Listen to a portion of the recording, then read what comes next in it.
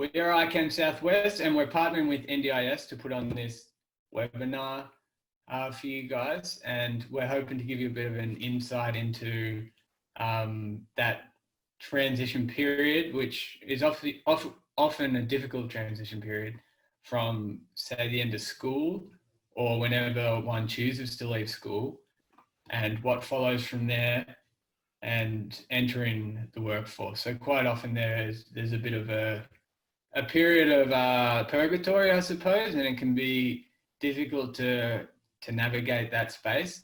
So tonight we're kind of hoping to give some tools, a bit of insight, some strategies that you might be able to use in helping to either get a job or just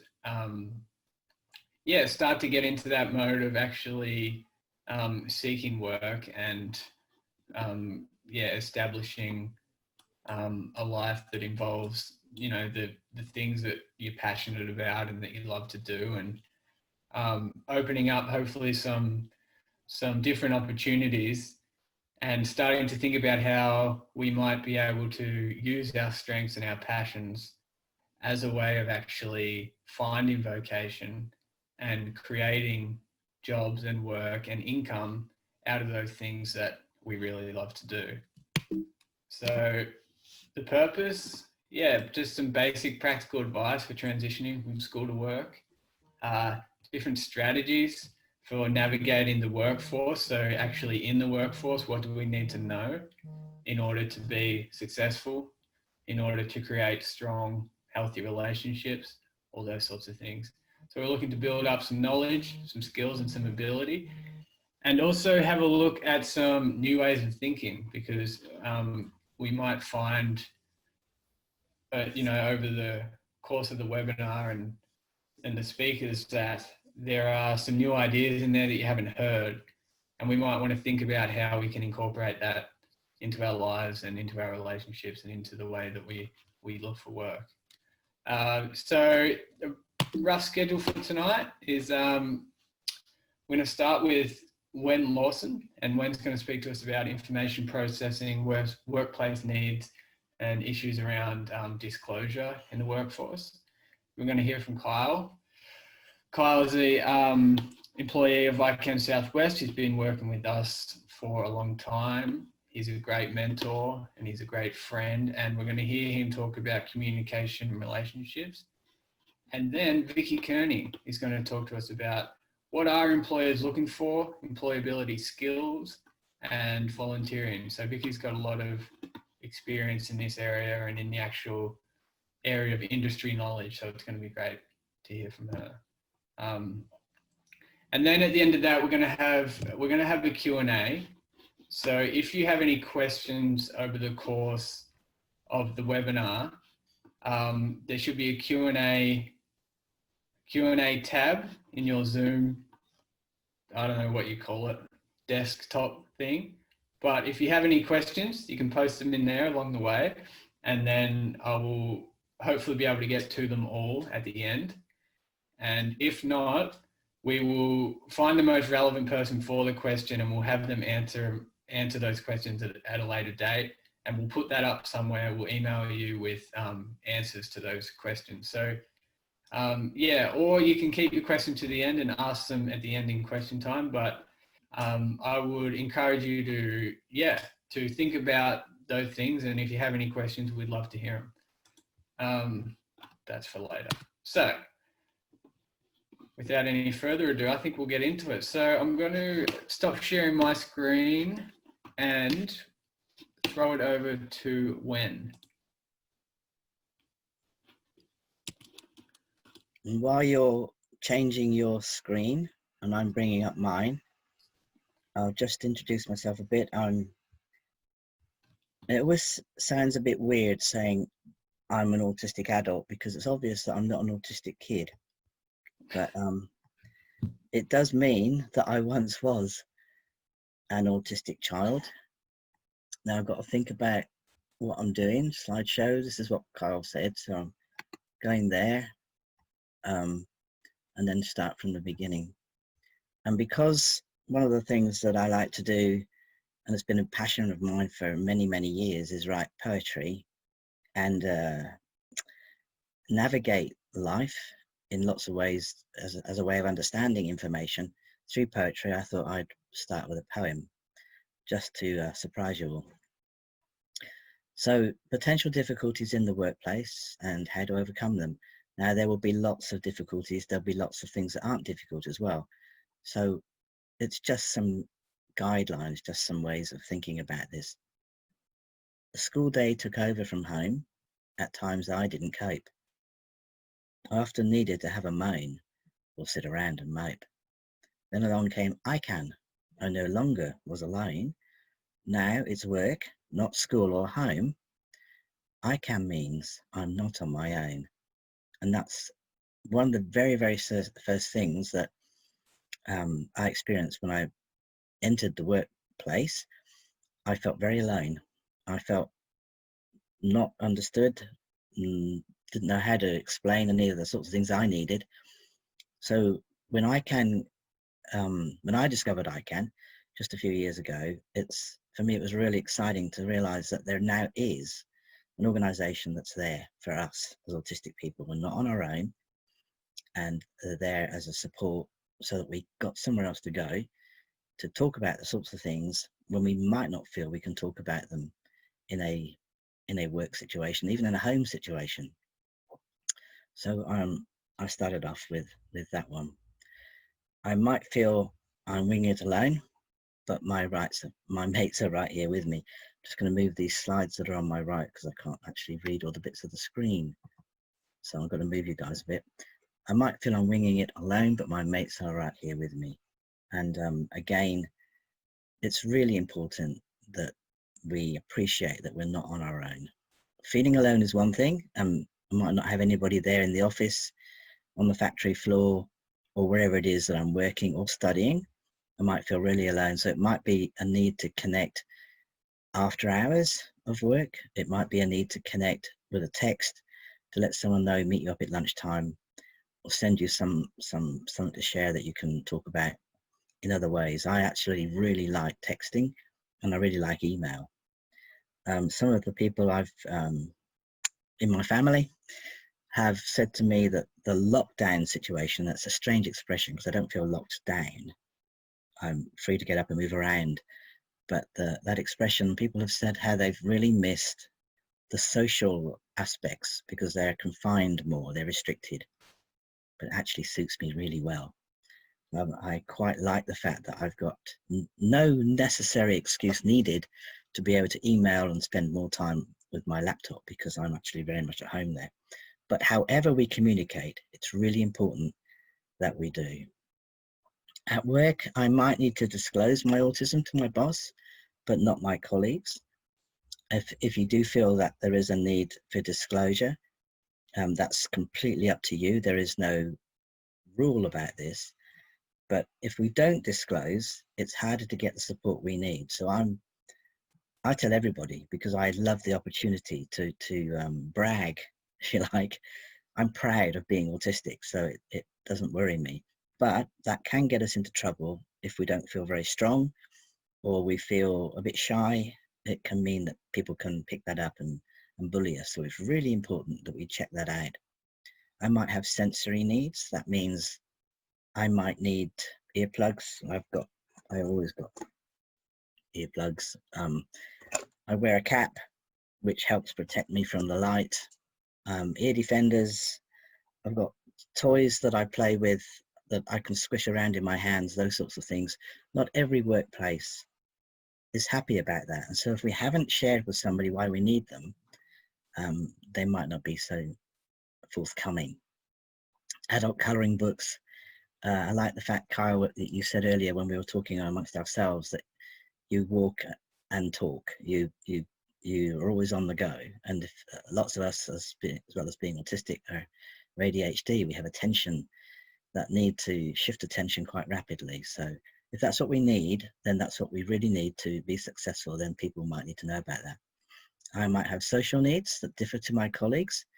So I might not really find it very helpful to join them for a coffee. I might feel like I need to have that time on my own. And again, being able to say that to our boss and explain some of that is really important. I might have different needs for processing information than my colleagues. Again, things like texting and emailing, having information presented to us in a format that we can relate to is really important. I love making short videos, and I find that those are really useful because when I'm watching a video, I can stop and start and go over the information as many times as I like to make sure I try and connect with what I'm being told. In an ordinary conversation, I miss lots and lots of information because words alone kind of go in one ear and out the other. Sometimes they don't go in one ear at all, actually. I find that quite hard. But when you put words into a different presentation, for me, that might be poetry, video, text, emails, those sorts of things, I find I can actually process information better. I also think we sometimes need a 10-second rule.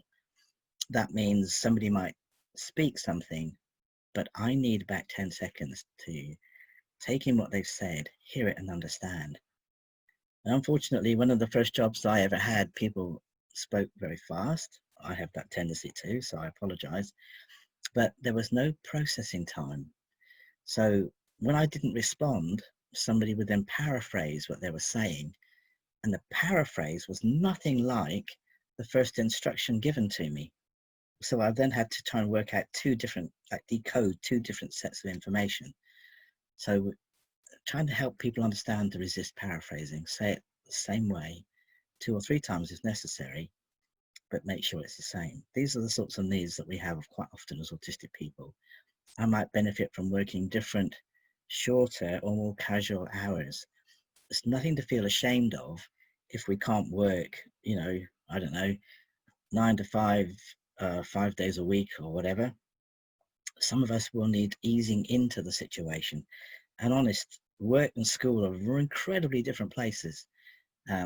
So it's really important that we allow ourselves that transition time, and we give ourselves and be patient with ourselves, and give ourselves that little pep talk that where we don't have to apologize, we don't have to feel ashamed.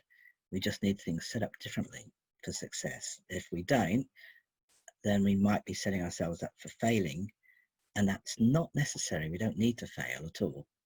We are, in fact, absolutely worth the world and not worthless. We have to learn to value ourselves, etc. I do not need to feel ashamed of my autism. And I sometimes come across people who say things like, if only I wasn't autistic, I would make it in the world, I would do better. And that's actually, it's a misnomer. It's not accurate, it's not true. There are lots of people in the world who battle a whole heap of things, might not be autism, but their lives are equally as awkward and difficult. It's just that people don't talk about that so much. So rather than using our autism as a scapegoat or as a way of excusing or feeling ashamed of who we are, I think when we use it in the I can sense, in a very positive light, then we're setting ourselves up for success. But we do need to make sure we're talking about these things and sharing this information so that we can get that kind of support. Disclosing our autism to our boss is up to us. If we share this information, we can ask for accommodations that we need. We do not need to tell our workmates, though, unless we feel safe and that it's in our best interest to do so. I used to think that if I wasn't sharing information and telling people, then I was lying. That whatever I thought or felt I had to say, I now know that that's not true. I'm actually allowed, I'm the boss of my life, if you like, and I'm allowed to be discerning and to think about what's important to share and what isn't. So when it comes to disclosure, there's lots of things we can think about. And if you're unsure, we can talk that over with people who know us well and our situation, so we can decide what to disclose and what not to. But it's really important to feel safe to do so. And the sensory needs, workplaces can be noisy, too bright, too cluttered. It's our right to having a workplace that is accessible. You might need to inform your boss. You will need to wear sunglasses, ear defenders, have dimmer lighting. In the office where I last worked in South Australia, they took out the light globe above my desk. It's fabulous. I much prefer a dimmer lit sort of place, and I wasn't coping with the fluorescent lighting, so they removed it. You're allowed to ask for these sorts of things. These are appropriate accommodations to make your workplace accessible for you, so that you can produce good stuff for the company that you're working with. Wearing a baseball cap, etc., whatever works for us. Some of us benefit and focus on tasks better when we have hold of a sensory toy, when we're moving, humming, these sorts of things. And we don't need to apologize. We just need to understand what's right for us so that we can share it with others. Social needs, many of us prefer our social time structured, limited, or on our own terms. We might prefer a conversation over a text, email, writing, drawing, etc. Again, letting our boss know is really important. And processing information, listening to instruction, and information can absolutely overwhelm. We might need it put across in different formats: written, drawn, visual, recorded as audio, video, etc. We might need longer processing time for conversation, like that 10-second rule. And it's okay to stop a person if they're speaking too fast. Not like, shut up, not quite like that, but excuse me, I need you to slow down a bit. You're going a little bit fast. That's a better way to go about it. Even if we are tempted to tell them to shut up, it doesn't go down well in the workplace. It's important to give yourself time for work and relaxation. If you work too much, you'll burn out. You need to pace yourself. It's fine to work casually, take your time, make it a full-day week, whatever suits you best.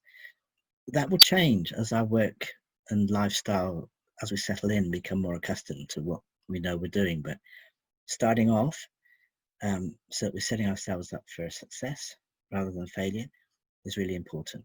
Now, I was given 15 minutes for this time. I've no idea how long I've taken, so sorry about that. How are we doing? You're Are we all fine. right?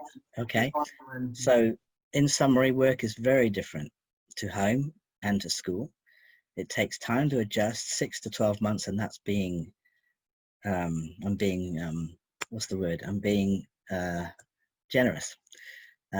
2 years is probably more like it. We are valuable and have rights, and we need to use those. Our rights include the right to an accessible workplace, to sensory accommodations, to processing accommodations, and to social accommodations. These will help work be successful, and if after all of these things you're not happy at work, taking time to rethink if you need to change your job is also important. I had a friend say to me, because I was in a situation like that once, and this friend said, you know, when your car's in the car park? And I said, well, yes. The car isn't going anywhere if it's parked. True. To get that car going, it has to be turned on, engine on, in gear, and then you can begin to steer. And as you go on the road and roads open up in front of you, you can choose left or right, etc. But the car has to be in gear and moving. So when that first job that you were in, that was the road, and you came to a bit of a fork in the road, and you were thinking, what do I do next? Well, the car's still going, so let's try going up here or going there, so that we can uncover what is the next step. The thing we begin with may not be the thing we end up with, and that's perfectly okay too. I remember feeling such a failure when I took up nursing and it didn't work out.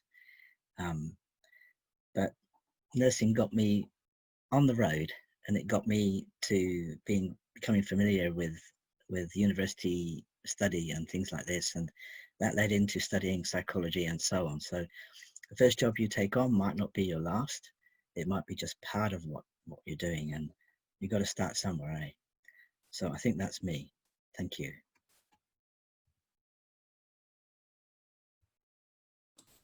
Thank you, Wen. That was wonderful. All right, Kyle, how are you? All good to go. Thank you, Wen. Thanks, Fab. All right, I'll throw over to you, Kyle. Awesome. So, hi, Ron. So for the next 10, 15 minutes, I promise I'll stick to time. I wanted to talk to you guys a little bit about communication and building relationships, especially in that transitional period and just before it. So I am a big believer in who are you and why should I be listening to you? So first off, why should you be listening to me? So I'm Kyle, I'm 23. I'm dual diagnosed with dyslexic and autistic. That is important. For our grammar Nazis in the room, yes, my slideshow will have grammatical errors. I apologize in advance, but hopefully it's not too confronting. I graduated in 2014. I completed year 12. So I've worked in retail for 2 years before I entered the education field. I've been mentoring with ICANN for nearly 5 years. I'm now a network leader. I started as a junior mentor, and I've mentored on 11 camps, including being the assistant convener of the last Southwest camp. So that's who I am. What the next 15 minutes is going to look like is I've got to split this into 2 sections. So if you're watching this afterwards, then pick the section which works best for you. Unless you want to hear everything. I'm okay with that. So section 1 will be on autistics while they're still in school. So this is aimed at your autistic when they're around year 10, when they might be starting to take on their VCE units, or they're starting to contemplate VCAL, or whether they need to transition to a TAFE. What you can do as both a parent and as the autistic in that situation. Whereas section 2 will be on, okay, now I have done the thing. I have completed VCE, VCAL, or I have finished at TAFE. In some capacity, what do I do now? So section 1, I've once again split this into parents and for autistic mentees. Once again, you can flick around wherever you want. All of these are answers to questions that I hear a lot, either from mentees or from their parents, and things that my friends told me that they wish they had been told or their parents had been told before they started. So first we'll start with parents and then we'll move on to mentees. So first off, if there's one thing parents take away from tonight, one thing, they don't listen to anything else I say, they tune me out. You are the expert on you and your autistic. You and your autistic are the expert on you and your autistic. If you've met one autistic person, you've met one autistic person. You're going to hear a lot of noise during this transitional period. Oh, he should be in the workforce. Oh, she should be going to uni. Or, oh, they need to drop out and go to TAFE. Oh, he's not very academically minded. You know what's best for your autistic and they know what's best for them. So if you take anything away, stick to your guns. If someone says something that just contrasts with what you know about your person or with contrast with what you know about you, that might not be the right information. Next. Yeah, stick to your guns. Begin developing positive routines and fixing gaps while still in school. So this is something I learned a little bit too late. If you have struggled with authority or with deadlines, that doesn't magically change when you turn 18. So actively trying to develop these skills while they're still in school and still within a very structured environment is key. Because the longer you wait to start developing these skills, the harder it is to grow and develop them. Next, finally, and this is another important one. Your autistic can tell you're nervous. That transitional period as a parent and as an autistic is super scary. You're this little human you've had around with you your whole life is starting to turn into an adult. They're starting to learn how to drive. They're starting to go into the workforce. They're starting to develop more complex relationships. That's scary. They can tell you're nervous. Having an open conversation about that can be amazing for staying on the same team.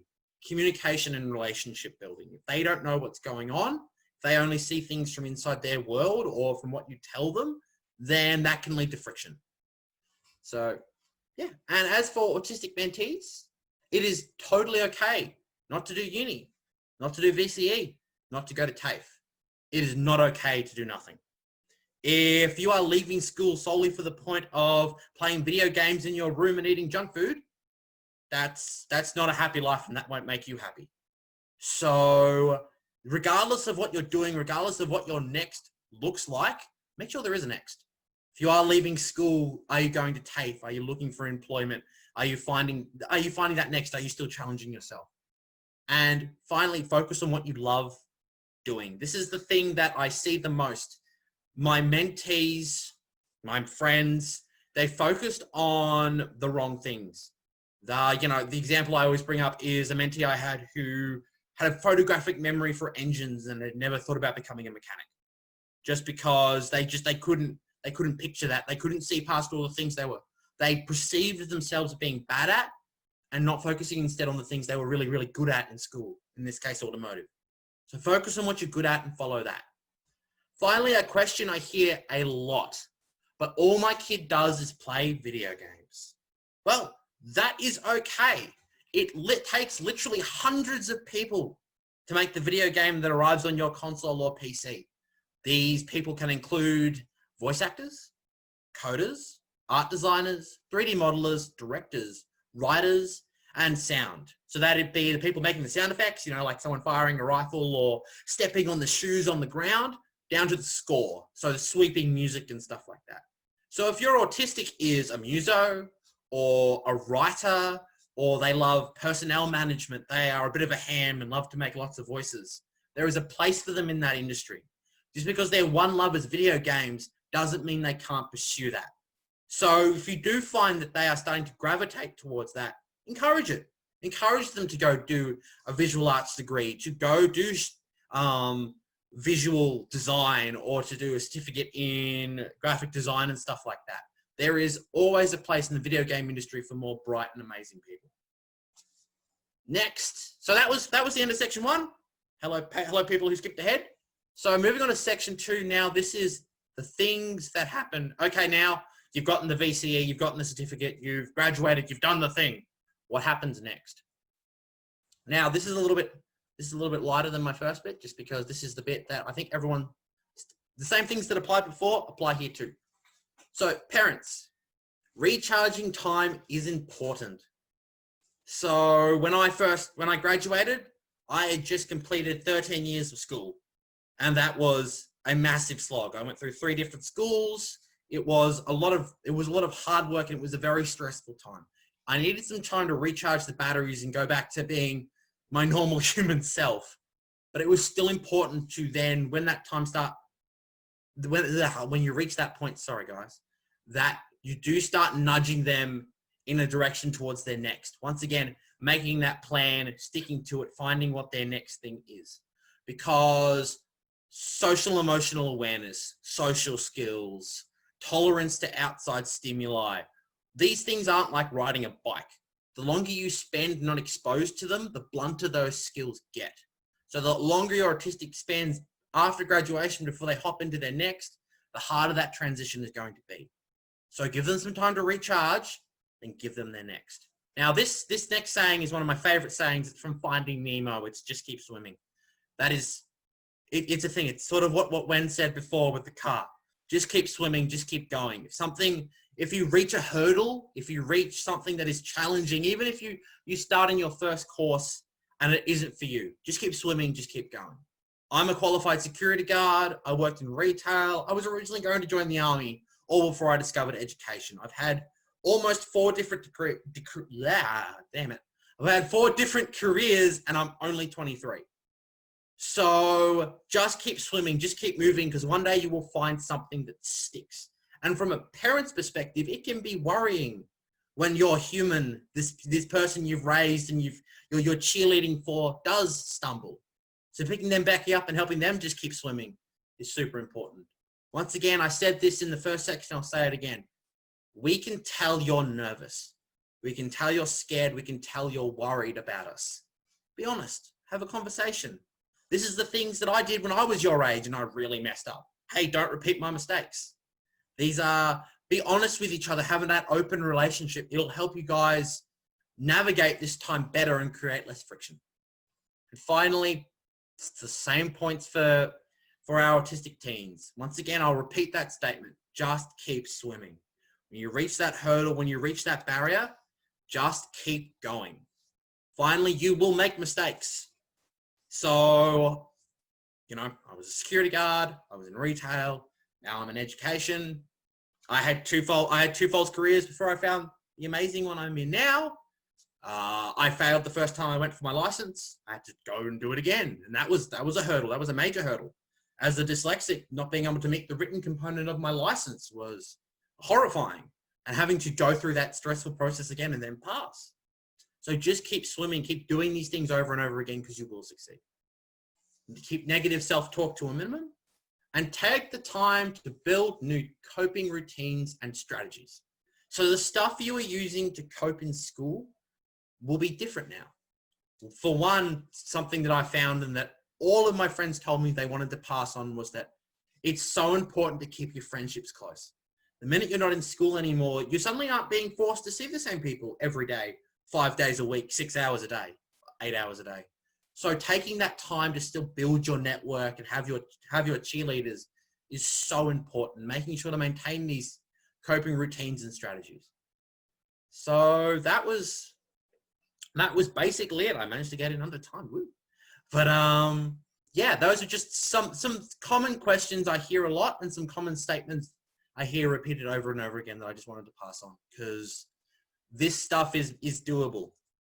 Any autistic that sets their mind to it can have an amazing life post-school, regardless of what school looked like. Yeah. Thanks, Fab.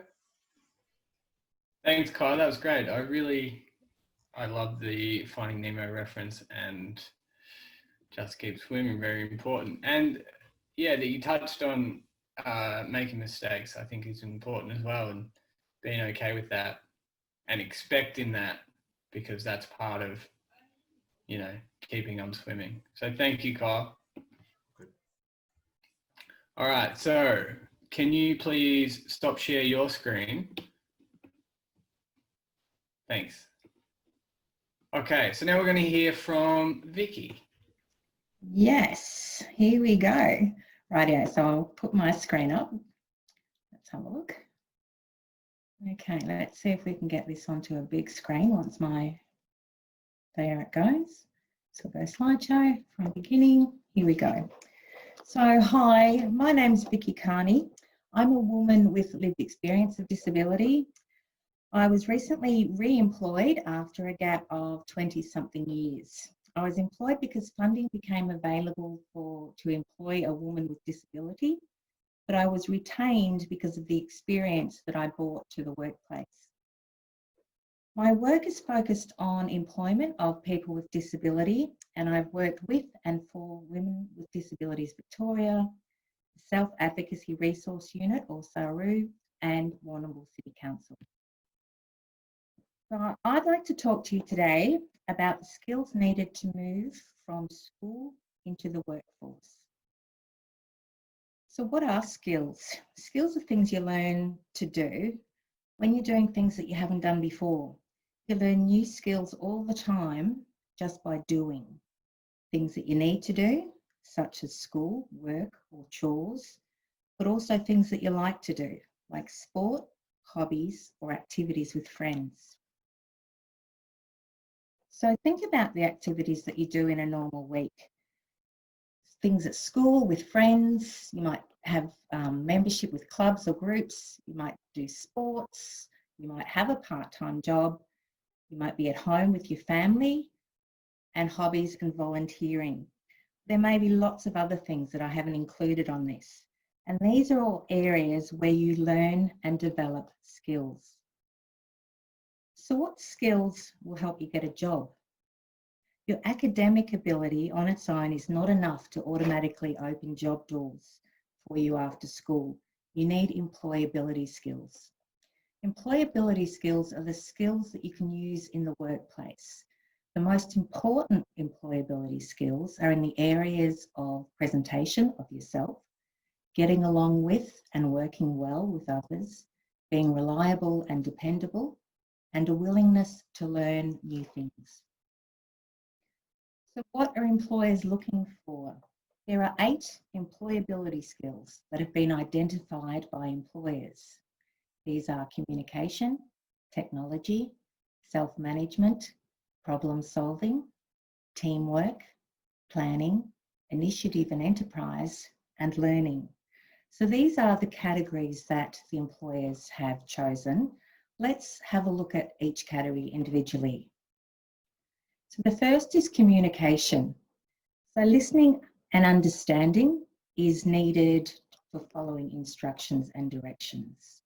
If you don't understand how things have been said to you, ask people to repeat it, or if you haven't actually understood the language that's been used, ask them to repeat what the directions are in simple English.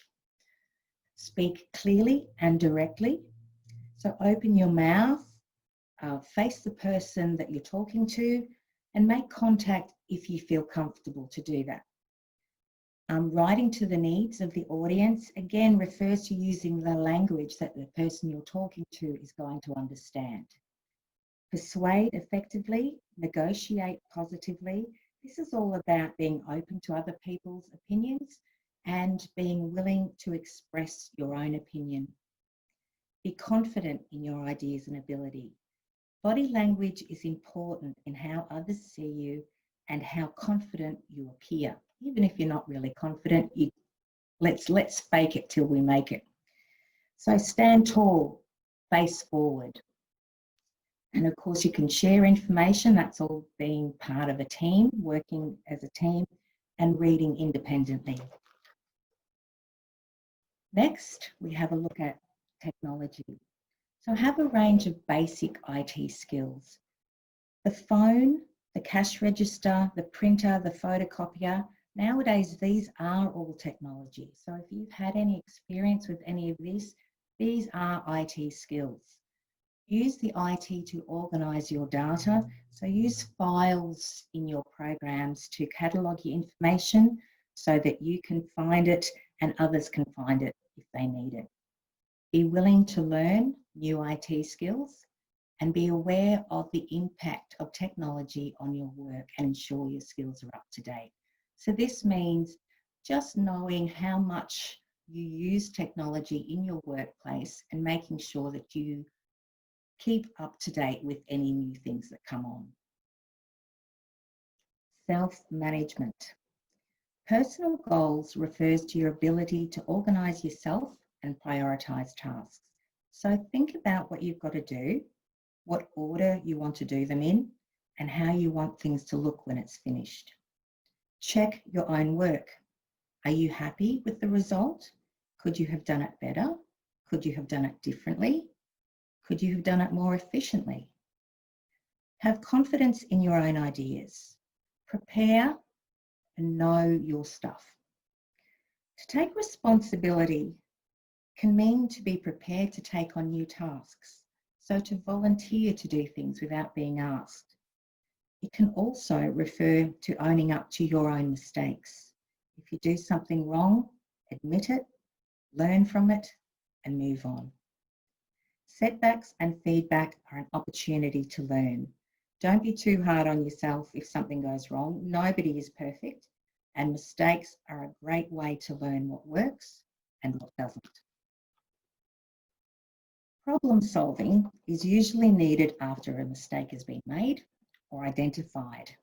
So show independence and initiative in identifying problems and solving them. Develop creative, innovative solutions, but don't forget to look at the practical solutions. Sometimes we will overlook the easy things to become a little bit more creative, but remember, keeping it simple sometimes is the best way to go. And look at solving problems in teams. This gives you a chance to workshop with other people to share their ideas and your ideas, and together find find solutions to the problems. Teamwork. Learning to be part of a team is an important skill to develop in the workplace. Teamwork is about working together, respecting that everyone has a right to express an opinion, respecting that not everyone is going to agree on everything all the time, but still being able to work together and to get the job done. So join in discussions, share your ideas and cooperate with people. Have the ability to work with people of different ages, different genders, races, religions, or political persuasion. Identify the strengths of the team members, and if you get a chance to, coach, mentor, and give feedback. The best way to learn is actually by becoming the teacher. Now we're moving into the higher thinking skills. So planning. Understand short-term goals leads to long-term outcomes. Manage your time and priorities, set timelines, organise your tasks for yourself and with others, take the lead and make decisions, allocate people and other resources to tasks. So from the previous one where you've worked with your team and you've found who's good at doing what. Delegate those people to the tasks they're best suited for. Collect, study, and organise your information. Initiative and enterprise. So innovation and enterprise is all about taking the opportunity to express your ideas, being confident to share your thoughts. Turn the new ideas that you found into actions. Follow through what you've learnt. Find opportunities where others may not see them. Adapt to new situations. Be creative. Explore options and introduce inventive and original solutions. A willingness to learn new skills and developing your own skill level shows an employer that you are wanting to be a better employee. Even if you don't know how to do something now, the fact that you are willing and eager to learn to improve shows the employer that not only will you be able to learn the tasks that they're asking you to do now, but you'll continue that learning and that growth. So you'll be able to handle more complicated tasks or higher positions in the future. So show an enthusiasm for learning. Be open to new ideas and new ways of doing things. Be prepared to spend time and effort in learning new skills. Accept the need to learn in order to adapt to change. Be willing to learn on and off the job. Use different methods to learn. So you might have mentoring, peer support, networking, so finding other people within your workplace that you can actually learn from, information technology, and courses. So identifying employability skills that you already have. So as we spoke about earlier, skills are something that are developed by being involved in a variety of activities and having a go at new things. Think about the employability skills that we've discussed, and then about the actual tasks that you are completing or undertaking in each activity that you're involved in now. Are you able to recognise things that you're doing now that could be identified in a resume or a cover letter as appropriate skills for employment? Do you maybe need to improve your employability skills, and how can we do that? So there's lots of opportunities in our community to help improve our skills. We just need to be willing to have a go.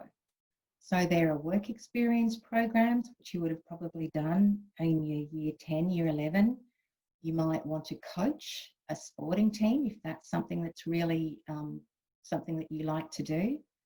If you're very passionate about something, you might like to be on a committee that moves and works with whatever it is you're passionate about. Being a mentor, again, as I said, learning new skills, being a teacher is the best way to learn those skills. So take opportunities as they present themselves. Take extra responsibility if that presents itself. Join clubs, join groups, join in, and volunteer. So I've chose volunteering on, it's actually quite personal to me. So volunteering helped me to regain confidence in my ability after I stopped working. So I was able to learn new skills and develop and share skills that I'd forgotten that I had. I was able to choose the role that worked well for me.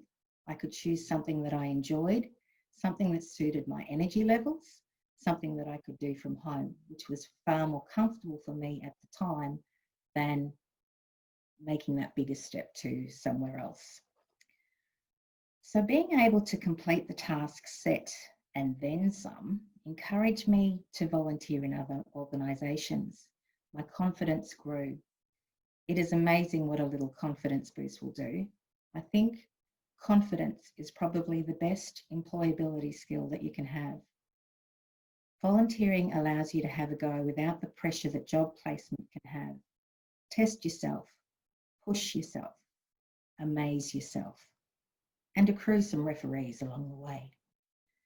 So on the screen, you'll see that I've actually put up some websites on where you might be keen to have a look at volunteering, if that works for you. The Seek Volunteer and the Go Volunteer are bigger organisations. The Volunteer Connect is our local Warrnambool organisation. So that's me done. Thank you very much. Thank you very much, Vicky. Okay, I would echo the importance of volunteering actually as an activity just for general well-being as well as many other things. I think it's a wonderful thing to do, and there's less pressure in volunteering than there might be in a paid job. So it's a good kind of stepping stone working up to those things. Now for the last part, where I just want to get through some questions. We have some here. If we don't go through all of them, then we will at a future time. But still open to questions. So if anyone would like to ask anything, please type it in the Q&A chat and I'll do my best to get to them. So I might just fire some questions at you guys and put you on the spot a little bit, and just remember to unmute yourself. Okay. This one's probably best for Wen. As a dyslexic person who might be worried about the prospect of studying, what advice might you give for someone who thinks that they just can't do the university thing for something like dyslexia or another kind of intellectual or developmental, whatever it might be, condition? Yeah, well, I'm dyslexic like Kyle. I'm dyspraxic. I'm ADHD and I'm autistic. And I have auditory processing disorder. And I really didn't think I would manage to finish school, let alone go to uni. So I did start university much later. I didn't go till I was about 32. But however, I found an organization at uni that supported people with disability. And I had a note taker for taking notes during lectures, because I cannot listen to a lecture and write at the same time. So recording them was also a way through the lectures, so I could listen to those over and over. I had study pals that worked with me, and this was all organized through the disability support at the university themselves. And before I even got to uni, I wrote a letter to share the sorts of issues that I was scared of, that I knew I'd have to face. And the university they have an accessible program. They have to have equal opportunity to offer. I had the skills to learn, but I had disability, so I needed that support. And the university was really, really clever in helping me. I got extra time for exams. I had these things at school as well during high school. I did high school in my 30s as well, just before uni. So I had help there too. So don't be scared. If this is where your heart is leading you, it's really important to follow through, but let the university know of the issues you're going to have, and meet their disability support people on open day or wherever, and talk those things through. Don't put it off because of being dyslexic.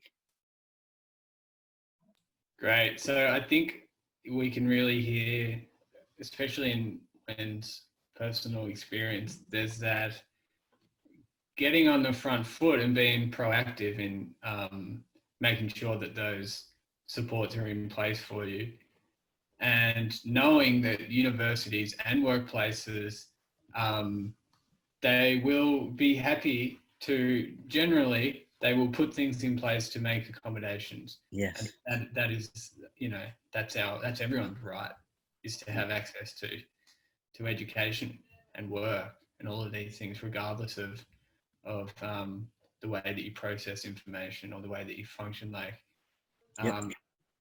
Those things should not be a barrier, not an ultimate barrier.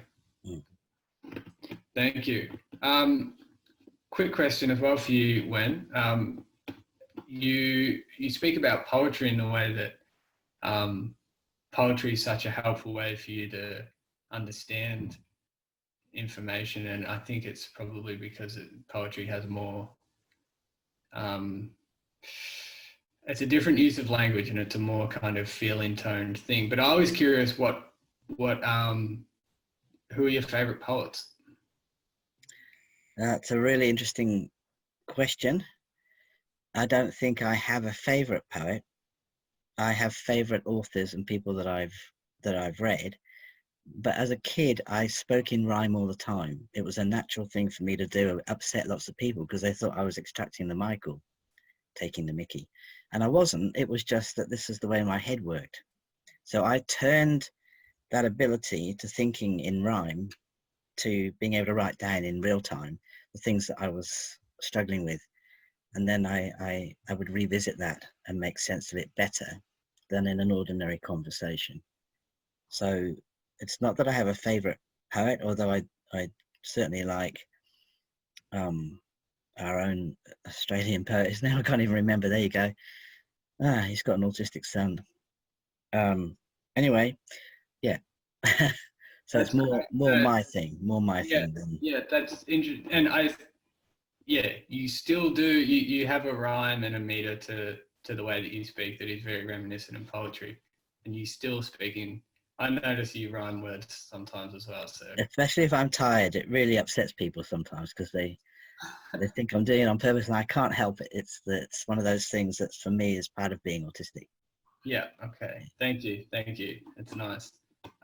Kyle, for you, any advice for self-regulation and how to manage oneself and keep levels balanced? Yes. Try and try again. So is the super duper short version. It's and once again, it's not like riding a bike. It's a matter of if you feel like you've messed up, then it's address the situation, talk with the person, apologize, and move on and keep trying.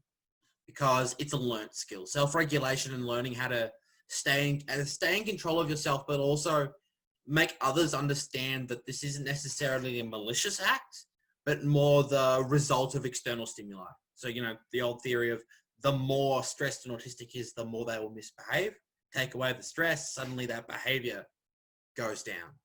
So it's as we become more oh my God, can you tell I'm nervous?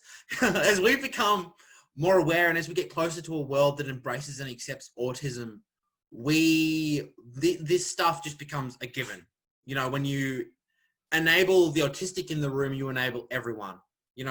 I'm not the only guy that keeps a pair of sunnies on them all the time because, high light drives me nuts. That's just a blue eyes person thing.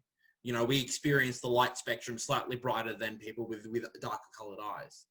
So less UV lights, all the blue-eyed people in the room are less uncomfortable, not having massive amounts of noise when you speak as someone in a position of authority, keeping it clear and concise. These are all things that will enable all of your subordinates and all of the people you are teaching and nurturing to flourish or working with to flourish, not just the autistic person. So it is once again, it's about being a community. So if you're someone that struggles with self-regulation, then you need to put stuff in place, but you also need to ask other people to help you and to be patient and to show love and care and kindness. Because it is the only way that you will ever regain that confidence and get better at being you. Thanks, Kyle. We have a question coming through here, which I'll just throw it out there. So they've been applying for many jobs, but they're not receiving responses to their job applications. What advice would you give someone in that situation? Can I just say something? Is that all right, Fab? That a great CV and getting your foot in the door, having a portfolio that demonstrates we might not make it or do well in an interview, but a portfolio can get you across the line sometimes. And for those that don't respond, for people who don't write back to you, it's quite likely they've chosen the people that are in-house already. They're many more applicants than there are actual jobs. So don't take it personally. I've knocked on people's doors with a portfolio. I've gone to the office and said, 5 minutes of your time, please. I'll buy you a coffee. You know, those sorts of things. It's when I was first writing my first book, I sent off to about 50 different publishers. Everyone, I didn't get any answers. It took nearly a year before somebody actually responded. So don't give up. But it might be that we've just got to find a different way in. It might be that the jobs we're going for, other people have already been given. You know, there's so many other reasons. So you stop taking it personally. You look at your own CV and your own portfolio. If necessary, you knock on a door. Can I add my 2 cents here? Sure. So my first job was delivering catalogs at 19. Yeah, I graduated and then it was delivering catalogs, and it was lonely and it was boring and it was not fun, but it was a job. And I did it well, and my boss liked me enough to be my first referee. So one thing, and I often tell clients, is that, you know, resume, CVs are super important, how you talk to people as well, but also it's not what you do, it's how you get started, because you can job hop. As a 20-something millennial, you know, we're supposed to have 10 jobs before we retire. I'm on job number 4. So, you know, job hop. It's not where you end up, it's where you start. Get your foot in the door, do something simple, and then from there, when you apply and you have an amazing reference and you have job experience, then that net gets smaller and you make it further and further in that process until eventually you hit your dream job.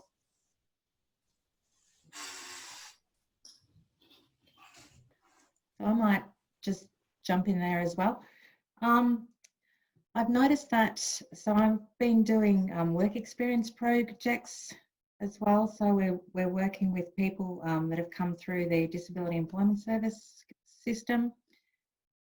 Sometimes the resumes and things that we see really aren't great, even though they've come through that system. So to be honest, I would maybe have a look at your resume first, or if you're not sure, take it to somebody who can give you good feedback. And just having a professional looking resume can sometimes just, you know, it makes you look at it better. If it's flouncy and flowery and, you know, awful, you just put that to a side. You don't even read it. So have a look at the format of your resume and what you've got on there. Again, if you're actually applying for a specific position, make sure that you talk to the selection criteria, which quite often some positions will actually have attached, others may not. So a selection criteria is really talking to the important points of the job. So if a selection criteria is not attached to the position description, go through, and it might be sort of, they might have it under key tasks. So pick out what you would think would be the key tasks or the selection and speak to those in your resume. And again, look at the experience that you've had around the things that you've already done. If you don't have that experience, but you really want the job, talk about the things that you've done, whether it be your volunteering, whether it be going and visiting Granny and doing the gardening. All of that is volunteering. You know, look at what you're doing and put those into the pigeonholes rather than trying to get the pigeonhole put into you, if that sort of makes sense, but it doesn't. Okay. I understand, Vicky. Thank you. Thank you. So that's, yeah, I'm going to reiterate that. Get your CV going, get it good. And one way of really, bolstering the CV is to do some volunteer work. It looks amazing on a CV. So, get that in order. And other than that, you keep plugging away. You keep swimming. We're on 8 o'clock. So a massive thank you to Wen, Kyle and Vicky. Very much appreciated. Great advice, great stories. Really lovely to hear. We will be sending out a survey via emails to everyone, and we'd really appreciate it if you guys could fill those out. It's only a few dot points, but just some feedback for us moving forward. So yeah, and any questions that we didn't get to, we will post somewhere and you'll be given the appropriate link. Yeah, because we have everyone's email, so we'll send that all out through there. Before we wrap up, I'd like to go around and just do a group round and perhaps just get a closing thought or, yeah, just an ending comment from each speaker that you feel like is a kind of an essential takeaway from tonight. So I'll go around my screen. Might start with you, Wen, if that's okay. Just a closing thought or idea or anything that stands out. Yeah, just to echo that we don't need to be ashamed of who we are as autistic people, and the accommodations that we need, we certainly have a right to those, respectfully and being polite, etc. But just being proud of who we are to start with is good. It's a good starting point. Thank you, Wen. Kyle? Sure. So just keep swimming. It's I love that quote. And on top of that, stick to your guns. You are the expert on your autistic child, and your autistic is the expert on themselves. So you'll start to hear a lot of noise, start to hear a whole bunch of people saying a whole bunch of conflicting things. Do what's best for you and then the young human who you are, you know, who's going on to the next stage in their life, and everything will work out. Thank you. Vicky? So just be aware that workplaces nowadays have a legal, legally are bound to include diversity in their workplace, and that includes making workplaces accessible. And accessibility is all about what works for you. Okay, perfect. All right, everyone. Thank you very much. Thanks for tuning in, those of you, wherever you are. We appreciate it. Okay.